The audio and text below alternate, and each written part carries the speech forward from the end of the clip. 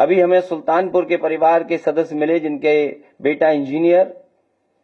कोई कल्पना कर सकता है आज के समय पर कि मुंह पर टेप लगा दिया जाए, हाथ पैर बांध दिए जाएं और पीट पीट करके उसकी जान ले ली जाए? क्या ये सुल्तानपुर की पहली घटना थी? इससे पहले भी इसी तरह की घटना हुई थी। अगर आपको याद हो कि भारतीय जनता पार्टी से संबंधित रखने वाले ने एक हत्या की थी वहीं पर सुल्तानपुर में। और अभी जो झूठी कहानी पढ़ी जा रही है इनकाउंटर को लेकर के, कोई ऐसा व्यक्ति नहीं है जो न जानता हो कि भारतीय जनता पार्टी की सरकार में झूठे इनकाउंटर हो रहे हैं, हत्या की जा रही है।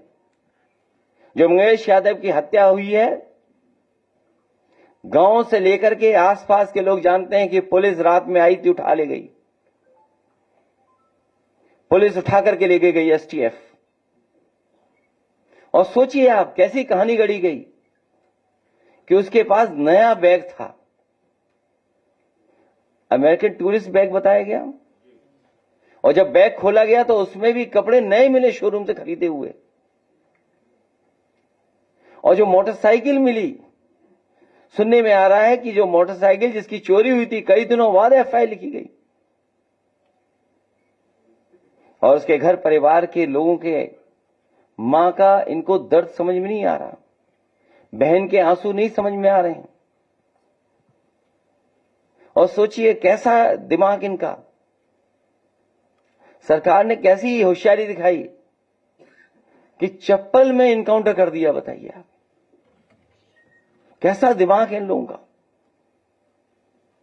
क्या होशियारी दिखाई। कौन नई तस्वीर देख करके बता सकता है कि यह झूठा इनकाउंटर हुआ था? और यह पहला झूठा इनकाउंटर नहीं है यूपी का, तमाम इनकाउंटरों पे उंगली उठी है। जिस समय पहला इनकाउंटर नोएडा में जिम इंस्पेक्टर को हुआ था, उस समय भी हम लोगों ने कहा था कि पुलिस वालों ने लूटने के लिए, दबाव बनाने के लिए हत्या का प्रयास किया है, और उस समय भी कार्रवाई नहीं हुई है। अभी तक जितनी भी हत्याएं हुई हैं या इनकाउंटर हुए हैं, सबसे ज्यादा पीड़ित परिवार के लोगों की हत्या की सरकार ने। हम लोग न्याय दिलाने के लिए सदन से लेकर के और संघर्ष के बीच में भी जाना पड़ेगा, तो समाजवादी लोग पीछे नहीं रह सकते। और भाजपा ने तो इतने इनकाउंटर किए, उत्तर प्रदेश को फर्जी इनकाउंटर की राजधानी बना दी इन्होंने, फर्जी इनकाउंटर की राजधानी बनकर के।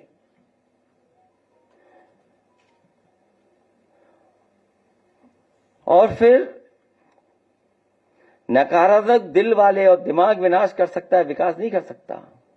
जिसकी सोच नकारात्मक हो और जिसका दिल और दिमाग नकारात्मक हो, वो विनाश ही कर सकता है, विकास नहीं कर सकता। और फिर जो हार्टलेस है उससे उम्मीद भी क्या करनी है? जो हार्टलेस है उससे उम्मीद क्या करें हम लोग? हालांकि वो वीडियो नहीं चलाना मैं चाहता हूं जो जिसमें भाषा क्या इस्तेमाल की गई है। अगर आप कहेंगे तो मैं वो भी चलवा दूंगा, हालांकि वो उचित नहीं है, अनपार्लियामेंट्री वर्ड्स हैं उसमें।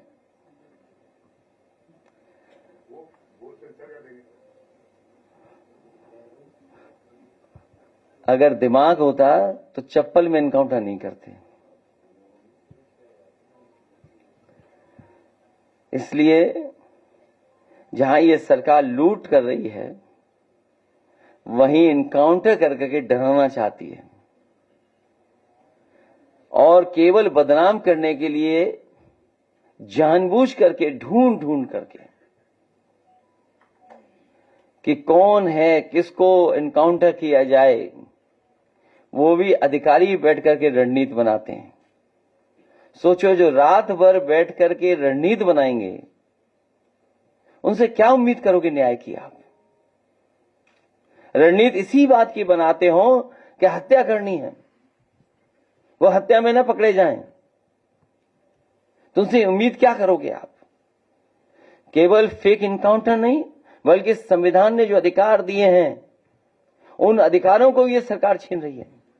69,000 वाले बच्चे कितना आंदोलन कर रहे हैं, सोचिए, कोई कल्पना कर सकता है। लेकिन ऐसी साजिश, षड्यंत्र कि दोनों को भिड़ा दो, आप दोनों को भिड़ा दो। इसलिए भाजपा किसी की सगी नहीं है, न इनकी न उनकी। भाजपा किसी की सगी नहीं हो सकती, केवल उन्हें अपना स्वार्थ सिद्ध होना चाहिए। इसलिए जहां लूट की गई है उसके कागज आए हैं। मैं तो लीडर ऑपोजिशन से दोनों सदनों में कहूंगा कि बाकायदा पूरी सूची सदन में दी जाएगी और समय आने पर कि हम लोग कैसे आगे बढ़ें उस पर भी हम लोग काम करेंगे। क्योंकि अभी कुछ नाम आए हैं तस्वीरों के साथ, अभी बहुत सारे नाम आना बाकी हैं, जिसमें बहुत जिम्मेदार अधिकारी भी हैं और भारतीय जनता पार्टी के बड़े बड़े नेता और पदाधिकारी भी हैं।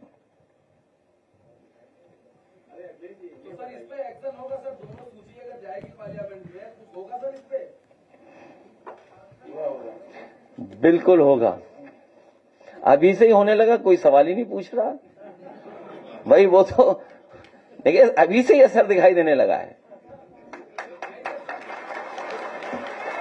और कौन नहीं जानता है, यहां जितने लोग बैठे हैं,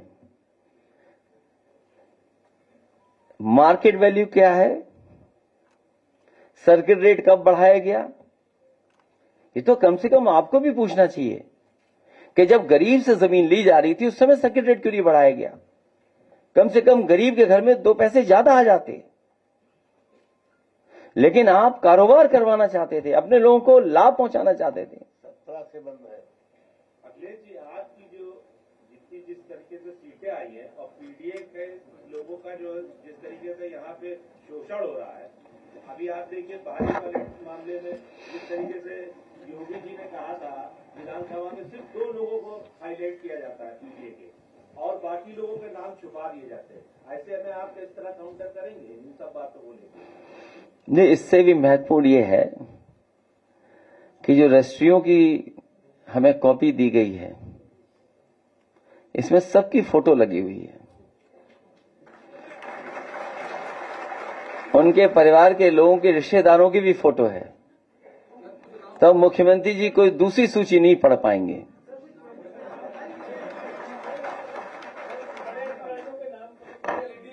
ये तो मैं समझता हूं, आप पत्रकार साथी हैं, आप भी खोजबीन में माहिर हैं, मुझे उम्मीद है इसके बाद आप खोजबीन करेंगे और तमाम अधिकारी और तमाम भारतीय जनता पार्टी के नेताओं के आप भी निकालेंगे नाम और अखबारों में फ्रंट पेज पे छापेंगे आप। कम से कम हमारे कैमरामैन तो अच्छे हैं, जो हम बोलते हैं वही चल जाता है, लेकिन लिखने वाले थोड़ा बहुत कंजूसी करते हैं।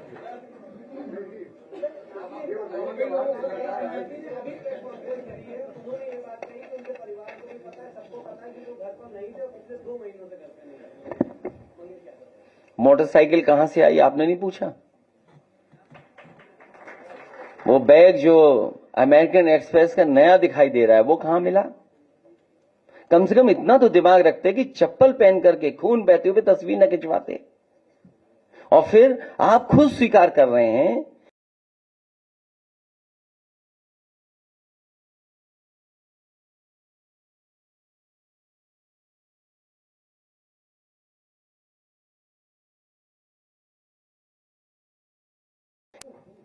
कोई एसटीएफ से सवाल पूछ लेगा। ये स्पेशल टास्क फोर्स है, कुछ लोगों ने फिल फॉर्म कुछ और भी बनाया है। क्या आप सवाल पूछ लोगे?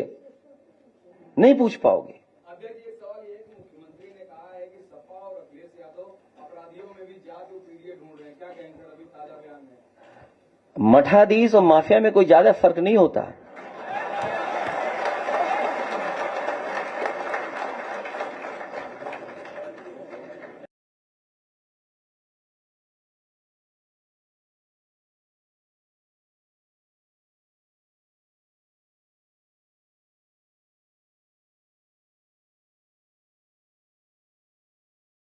पूछिए, ये जो जानकारी आप मुझसे ले रहे हैं, जो मुझसे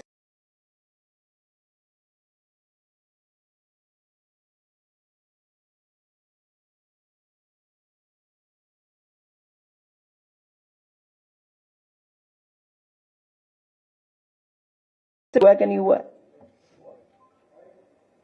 और जो 42 अन्य दिखा रहे हैं आप, अगर आंकड़ा और डाटा ठीक है, तो सबसे ज्यादा फेक एनकाउंटर अगर किसी के हुए हैं तो पीडीए के परिवार के लोगों के ही हुए हैं।